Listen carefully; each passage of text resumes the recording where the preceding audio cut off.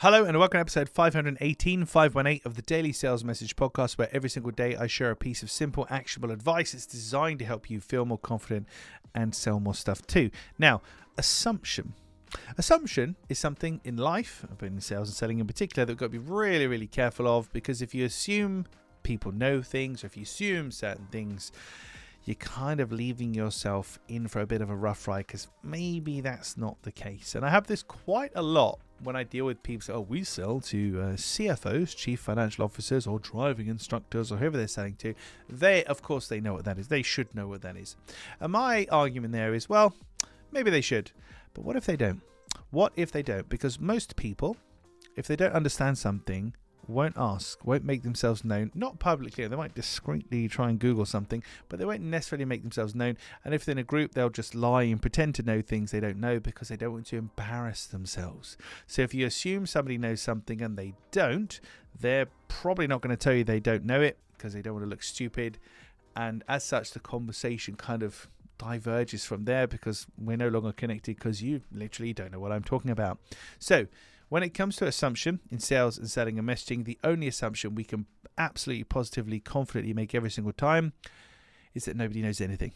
That's it. We make the assumption that nobody knows anything. We have to explain to the nth degree, to the level of a child, an 8, 9, 10, 11-year-old child, this is what the thing is, this is how it works, this is how you use it, etc., etc., breaking it all down.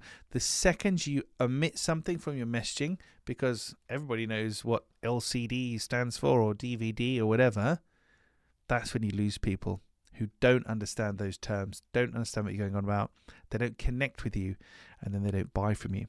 One of my original kind of mantras around sales and selling is that selling is about really good communication and finding a connection point. A connection point. And if somebody does not understand the words you're saying, they can't connect with you. Not they won't, they can't, because they just don't get it. It's like if somebody speaks a foreign language in front of you and you have no idea what it is. If they spoke Chinese or Russian or something, it's just got no similarity to the English language whatsoever, you got no idea. You can't connect with it. That's the problem. So the only assumption is that people know nothing. Break it right down to the bare minimum. That is when you truly, truly have a clear sales message.